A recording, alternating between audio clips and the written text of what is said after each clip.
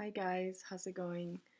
I wanted to make a video today on something that if you're going through a difficult loss or if you're struggling with grief following a loss, I wanted to make a video today for you on how to ask for help or support.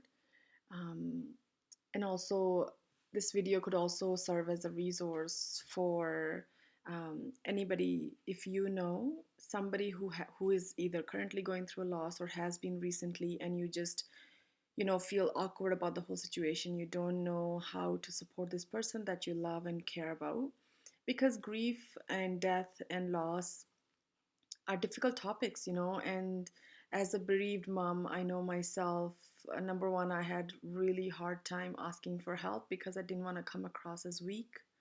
And so I didn't, so I kind of landed up in the land of complicated grief, which is something I'll cover down the road. But I found that not only I was not able to ask for help, but I didn't know how to ask for help at the time. The feelings that I was feeling was so heightened that I just knew that something was wrong. I didn't know how to ask for help. So this video will kind of, now it's been 5 years and I can look back at that time, and I wanted to put together this video as a resource for you if you are looking to ask for help. So you feel free to forward this video, the link of it, to your family and friends, um, or you could even watch the video with them and then just kind of lay some groundwork. And trust me, if you are a bereaved mom, um, people that you share this with, they will be very thankful.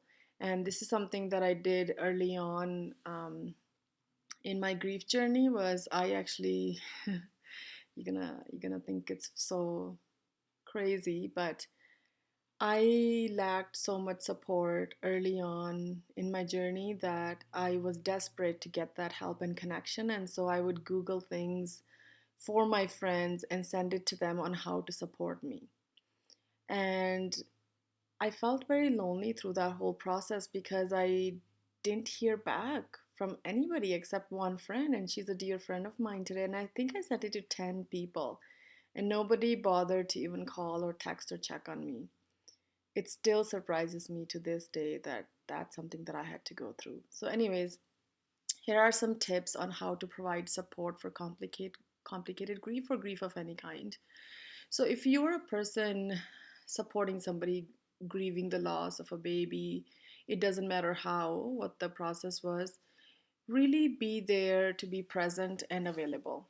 You, as a person of help, I think people think that they need to be perfect, they need to say the right things, they don't want to say the wrong things, they don't want to put their foot in the mouth, like they just want to support the people. So I'm encouraging you to just do that. And a grieving mom doesn't need anything else, just somebody to show up, check in on her, and make sure she's okay.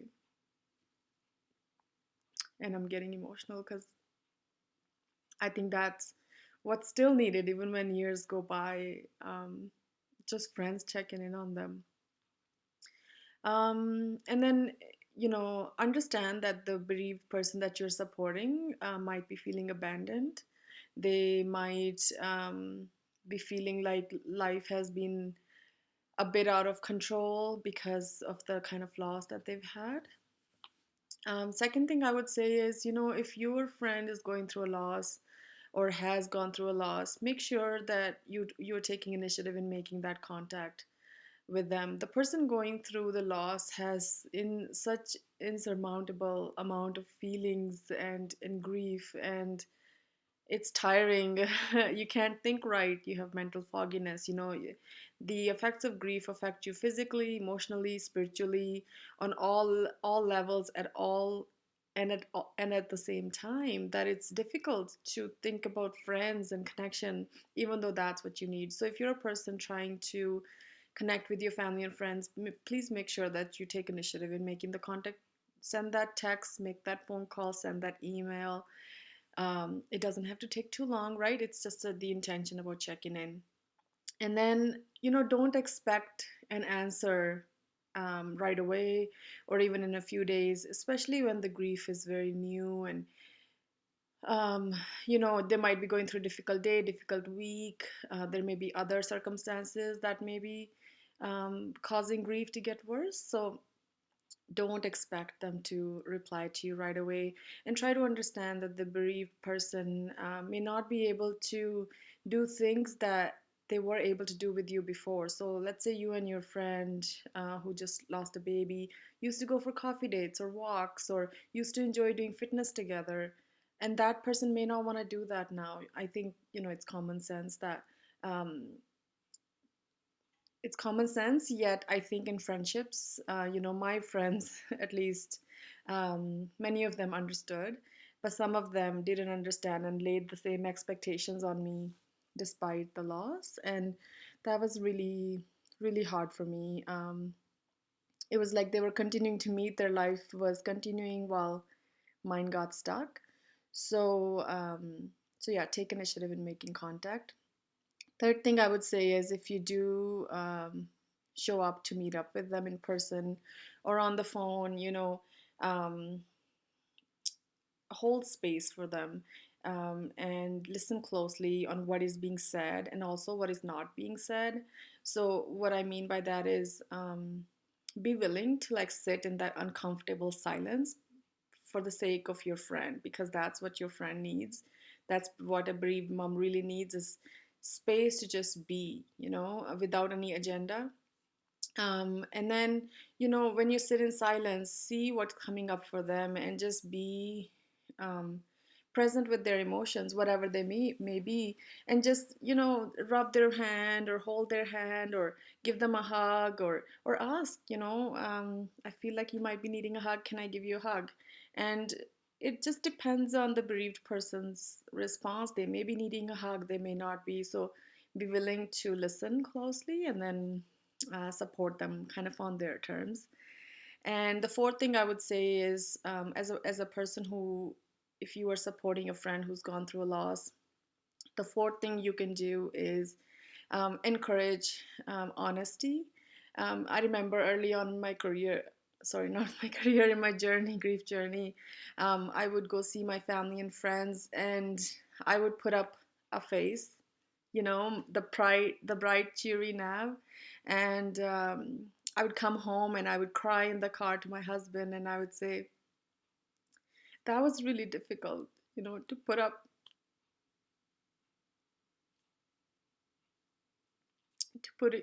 face up. So I think as a friend, you can encourage honest disclosure from your friend. Like let the person know it's okay to cry. Like obviously, you've gone through a major loss. It's okay to cry. It's okay to feel scared or even angry at life or God, or you know um, and that's one way that you can help them normalize. The more you do that, the more comfortable they would feel to opening up. And opening up about these feelings is healing. I think there's a common misconception that when we see people cry, that we're making them feel worse. But when you're trying to support a friend who has gone through loss, you're actually helping them heal. So that's something I want to let you know. And you can let them know that you don't, you can let your friend know that you don't need to put up a front for me, because I can deal with your emotions. And so as a person, as a support person, that you're supporting your friends or loved ones with grief, make sure that you also show up, um, from a place of where you take care of yourself, because dealing with difficult emotions is difficult for everybody, so if you're supporting them, please make sure that you are taking care of your own mental health, that you don't show up with the cup empty, like your cup empty. So anyway, so if you let your bereaved friend know that it's okay to be honest and be themselves, I think that you know they will feel so much more supported than having to put a face up.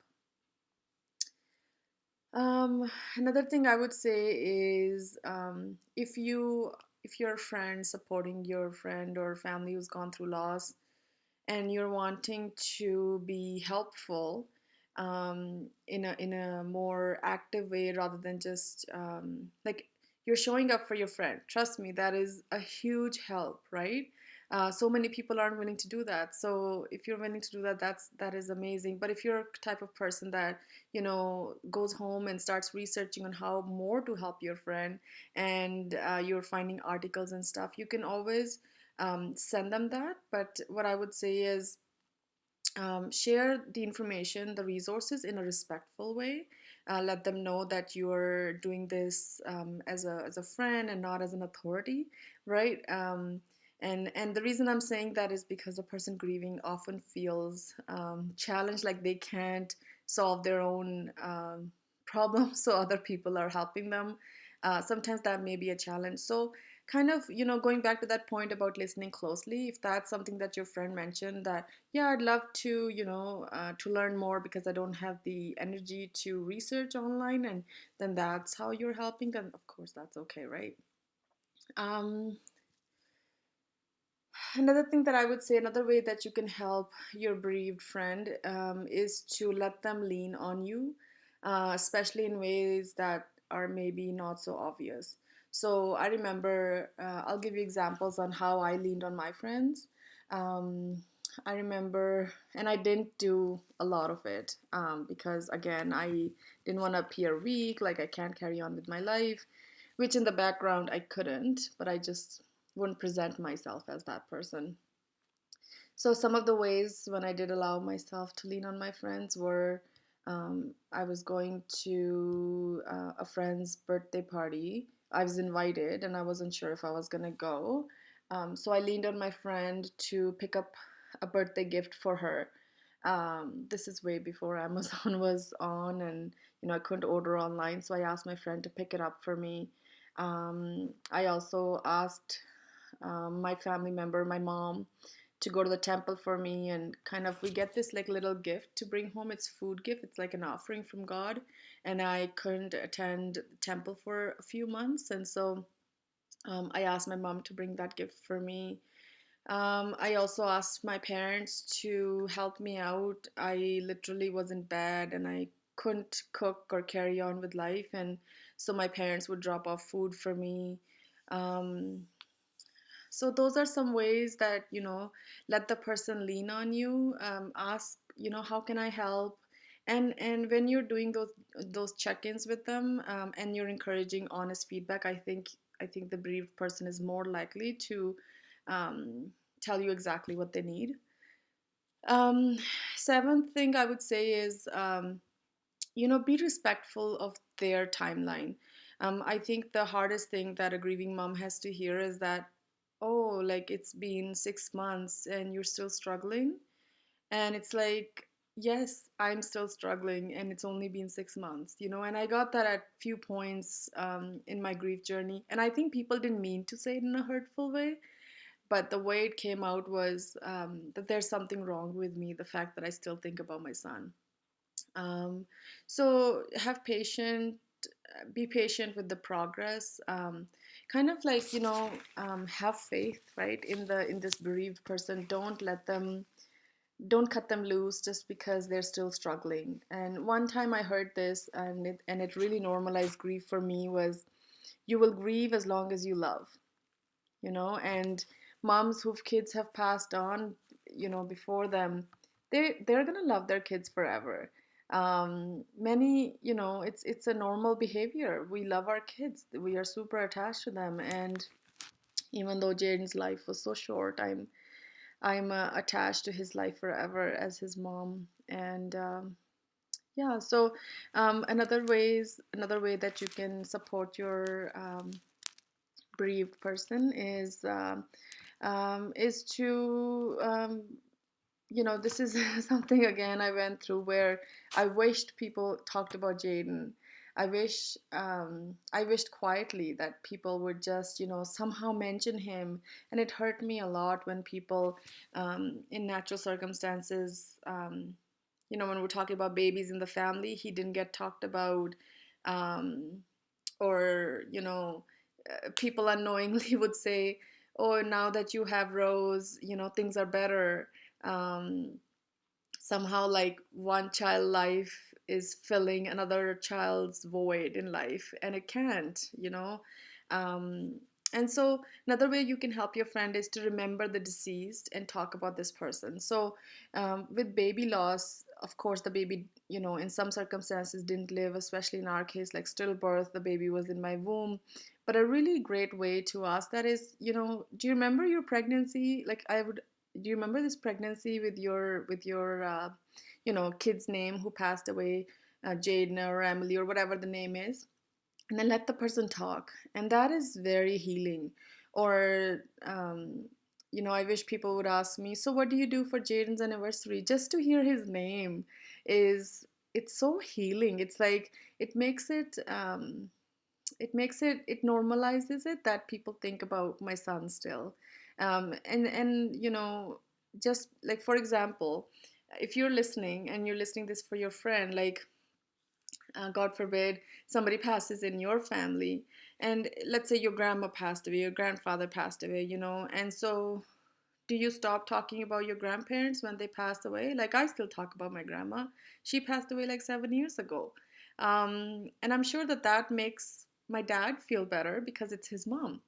And we're still thinking about her, and we're still talking about her, and I'm still learning from her. She's one of my mentors. So what I'm trying to say is that just because somebody's deceased doesn't mean that we can't talk about them. Talking about them is very healing. Last thing you can do, this is the ninth way. I think another thing you can do is support them in their sadness, support them in whatever they're feeling, all the feelings that are coming up for them. But also look for ways to promote, like, feeling positive for the future, and having hope for the future. And one of the ways that you can do that is first striking connection by being there for them, through those low emotions, the grief, the sad, the anger, and being honest. And then once you've established that connection, I think that if you provide hope for the future and positivity for the future, it will be well received, and it won't feel hurtful. But if you don't establish that vulnerable connection in the beginning, then only sending positive feelings like be positive, he's in a better place, saying stuff like time heals, all of that just kind of perpetuates the situation when you don't deal with the deep rooted sad feelings. So those are some ways to help your friend who's going through difficult time. And if you are going through difficult time, I hope that you relate to some of the feelings that I went through and I still go through, and can relate to the fact that it's hard to ask for help when you're grieving. But just know this, sister, that if you ask for help, the right people will show up, number one, because just how I told you that I reached out to a lot of people and only one person reached back. And I knew in that moment that I'm going to be like really good friends with this person and support them in their highs and lows for the rest of my life. Like, it will help you. Grief has some silver linings, I think, and one of them is it helps you identify who are your real friends and who aren't. um, and then the last thing, the 10th point that I would say is let the bereaved person know that you're here for the long haul. You know, let them know that you understand that there will be days in the month or days in the week or throughout the year that may be more difficult, and um, you can let them know that you're here for them, to get through those difficult times. So I hope that you found these tips helpful. This is kind of, my experience, um, and just like if I had to, I don't want to relive that experience again of losing my son, obviously, but put in the same circumstances, I wish somebody had made this kind of video that I could have forwarded to my friends and people that cared about me on how they can support me. And if I would have watched this video, I think I would have understood that I can't deal with this on my own. I don't need to put up a brave front. I need to just be myself and try to ask for help. So yeah, thanks for listening. And if you're a friend, just know that if you're a friend of the bereaved mom, I care about you. I just have huge respect for you as a friend. So kudos for you, and yeah, may world have more friends like you who reach out to the internet world to learn about how to support their friends. So I hope you guys will have a good day. I know it's a long video, 20 minutes about here, but I uh, I just really wanted to come on and chat about this. It's an important topic. Thank you so much. Take care. See you in the next video. Bye.